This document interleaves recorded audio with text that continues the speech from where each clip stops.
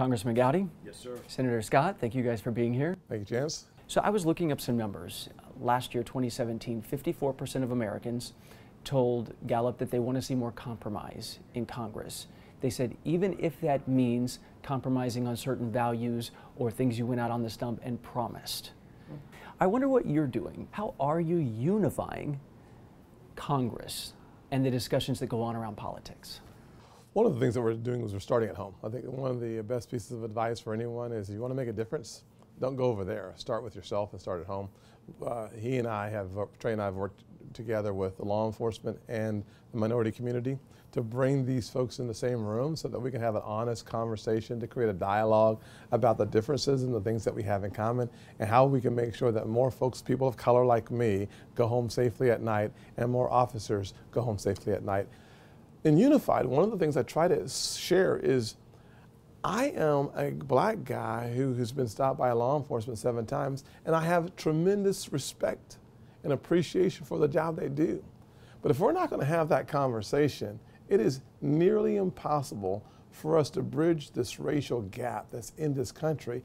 And sometimes it is festers because we refuse to have a deep, penetrating, and uncomfortable conversation that we all know we got to have it. This relationship has changed the way I view a man of color's view on law enforcement. I'm incapable of having that perspective. I have to get it from him.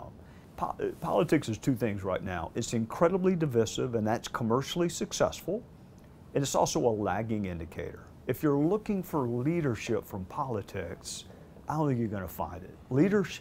Politics reflects where we are as a society. So when our fellow citizens get sick and tired enough of the divisiveness, then the politicians will change. I know in the book you say you didn't accept the Benghazi chairmanship for any political reasons, that was said, but what personal responsibility, and especially, looking back as you're exiting Congress, do you feel any sort of responsibility or regret for playing into any of this divisiveness, whether it is through something like Benghazi or being on Fox News a lot?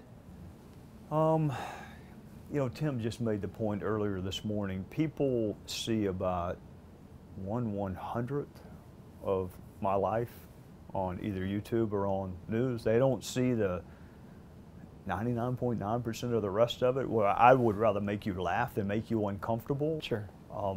So a little bit we're prisoners of what people see. What folks saw with Benghazi, we had 1 public hearing. So they didn't see the 103 private witness interviews we had. And there's a narrative that gets imprinted. People were, unfortunately, from my perspective, interested in Benghazi because of Secretary Clinton. The GOP has considerable divisions in it right now. It's fractured. Do you consider Donald Trump, the president, a uniter? I don't think there are any uniters on the national stage, with very few exceptions. And I think, because I don't think the purpose is to unite, and I say that, I lament saying that. The purpose is to win the Electoral College. That's the purpose. It's one reason I'm happy to be getting out of this line of work. The objective is to win.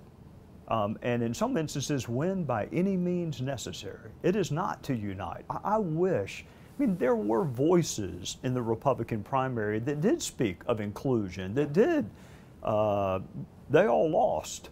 So when I say politics is a lagging indicator, it reflects what the constituency wants. So rather than try to change the top, I'm trying to get our fellow citizens to understand the current path is destructive, it is untenable, it is unsustainable. If you view someone with a different set of political beliefs as your enemy, then we're finished as a country. I would say that here's the good news. For so long, everyone said that the Republican Party was a monolithic group of folks going in the same direction with no differences.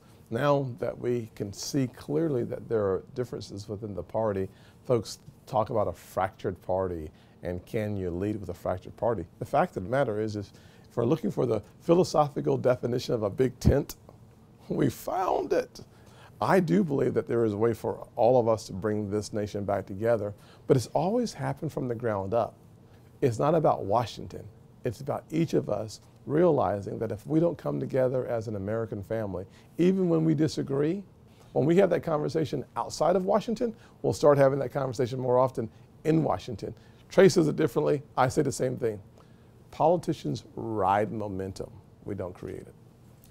Senator Scott. Thank you. Congressman Gowdy. Thank you. Thank you Appreciate so it. much. Yes, sir. Thank you.